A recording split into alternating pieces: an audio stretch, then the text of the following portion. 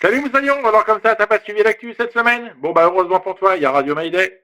Salut à toutes et à tous et bienvenue dans cet hebdo Mayday du 9 juin 2023.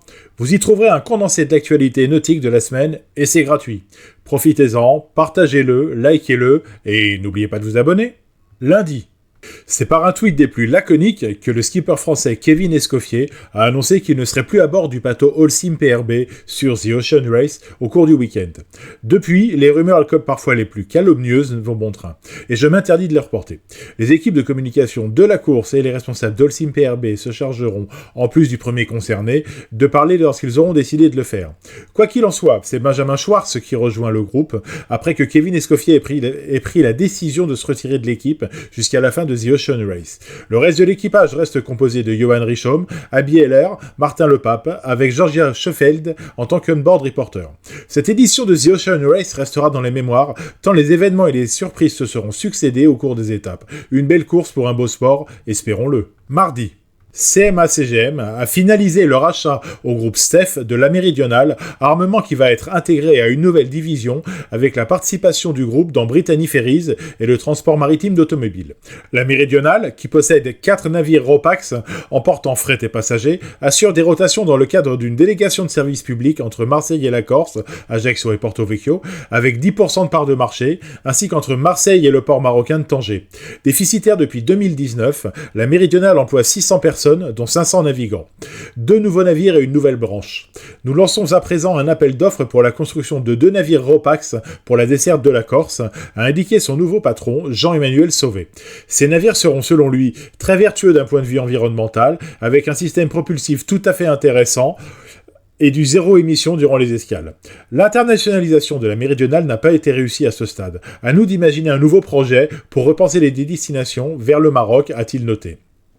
La Méridionale va être rattachée au sein de CMA-CGM à une nouvelle division baptisée Transport Maritime Spécialisé et dirigée par Jean-Emmanuel Sauvé, avec les 12% du groupe dans la compagnie bretonne Brittany Ferries et ses 35% dans la start-up nantaise Neoline qui met au point un cargo à voile. Cette division va également comprendre la nouvelle activité de transport routier de véhicules neufs créée à partir de Jeffco, spécialiste de la logistique automobile racheté l'an dernier. C'est un nouveau marché en France que nous créons. Il n'y avait pas d'armateur depuis une vingtaine d'années dans ce secteur, a relevé Jean-Emmanuel Sauvé.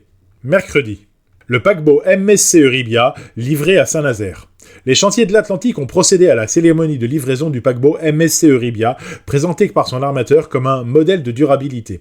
MSC Croisière a livré son dernier né, mercredi 31 mai à Saint-Nazaire. Après le MSC World Europa, livré en octobre 2022, le MSC Euribia est le second navire de l'armateur italo-suisse à fonctionner au gaz naturel liquéfié. Selon l'armateur, il émettra jusqu'à 19% de gaz à effet de serre de moins par jour et par passager, comparé aux navires utilisant des carburants traditionnels.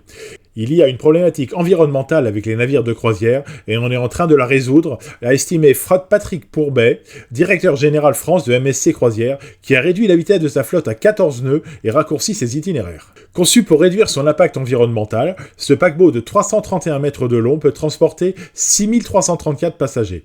Il possède un système avancé de traitement des eaux usées et des déchets, ainsi que des outils numériques pour optimiser sa consommation énergétique.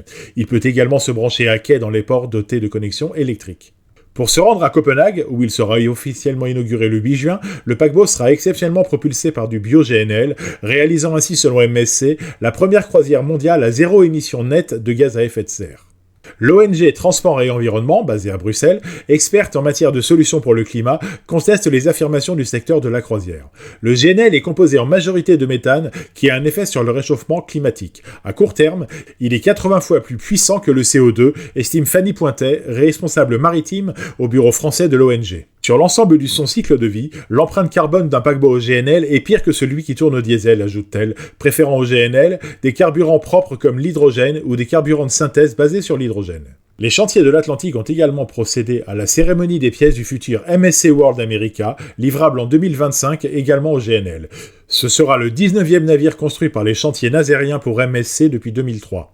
L'armateur a laissé entendre que 2 nouvelles commandes de paquebots au GNL étaient en discussion avec le constructeur français. Jeudi, c'est le journal L'Équipe qui annonce le retour d'une course tombée dans les oubliettes de l'histoire, l'Admiral Cup. Les plus âgés, donc moi compris, se souviennent de cette Coupe du Monde officieuse de la course au large qui est figurée au calendrier de 1957 à 2003 et elle va faire son retour. L'épreuve aura lieu de nouveau en juillet 2025 en Grande-Bretagne. Elle comportera 6 épreuves, dont la mythique Fastnet et se déroulera autour de l'île de Wight. La course avait préalablement existé de 1957 à 2003. La Grande-Bretagne détient le plus grand nombre de victoires, 9, devant l'Allemagne avec 4 victoires, les États-Unis et l'Australie, 3 victoires. La France, quant à elle, avait remporté une fois l'Admiral's Cup en 1991. L'Admiral's Cup est une course large de voiliers qui se déroulait tous les 2 ans aux abords de l'île de Wight au Royaume-Uni. Créée en 1955 par les Britanniques du Royal Ocean Racing Club, elle est devenue depuis le véritable championnat du monde de la course au large et peut être comparée pour la voile à ce que la Coupe Davis est au tennis. Elle se dispute par équipe de 3 voiliers d'une même nation sur 6 manches, 3 triangles olympiques, un parcours côtier et 2 courses au large, la Channel Race et le Fastnet. À l'origine disputée en 1957 entre les États-Unis et le Royaume-Uni, la coupe s'est ensuite ouverte aux autres nations. Depuis 2003, la course est une compétition entre yacht clubs. L'édition 2005 de l'Admiral's Cup a été annulée faute de participants. Le championnat du monde officieux de course au large s'est tenu du 9 au 17 juillet dans le Solent, le bras de mer entre l'île de Wight et le sud de l'Angleterre, et dans la Manche. Depuis cette date, le relais a été pris par la Commodore's Cup, suivant un format similaire, c'est-à-dire une semaine de course avec des parcours bananes et côtiers, une semaine au large et un tour de l'île de Wight. Vendredi. C'est Frank Camas qui va rejoindre l'équipage du 11th Hour pour l'avant-dernière étape de The Ocean Race qui ralliera Aarhus au Danemark à La Hague aux Pays-Bas. Bien que cette étape soit de courte durée, seulement 3 jours, le skipper du bateau Charlie Enright a souhaité faire appel aux marins de la décennie. Il sera à bord en compagnie de Simon Fischer, Francesca Clapchiche et Pierre Bourras. Camas est l'un des marins français les plus connus à l'heure actuelle. Vainqueur de l'édition 2012 de The Ocean Race à bord de Groupama, il a été 6 fois champion du monde hors mât. Cet expert des multicoques a par ailleurs remporté toutes les courses sur lesquelles il s'est engagé, aux côtés du groupe Edmond de Rothschild Ultime depuis 2019 et est le co-skipper de Charal II en compagnie de Jérémy Bayou. Francesca Clapchiche remonte à bord alors que débarque Justine Métro qui, elle, va reprendre sa campagne en vue du Vendée Globe 2024. L'équipe 11th Hour mène actuellement la danse sur cette édition de The Ocean Race avec 28 points, devançant Osim PRB d'un seul point et Team Malaysia de 4 points. 10 de ces points sont encore en jeu dans les 2 étapes qui vont conclure cette course autour du monde. La flotte de 5 IMOCA a quitté Aarhus au Danemark le 8 juin à 18h15 UTC pour un saut de 800 000 nautiques en direction des Pays-Bas, un périple qui devrait prendre environ 3 jours de mer.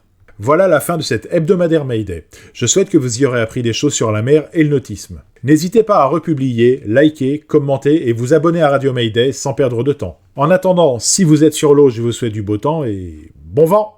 N'hésitez pas à liker cette vidéo et vous abonner pour plus d'informations sur la mer et le monde du nautisme. Si vous êtes sur l'eau, je vous souhaite du beau temps et bon vent!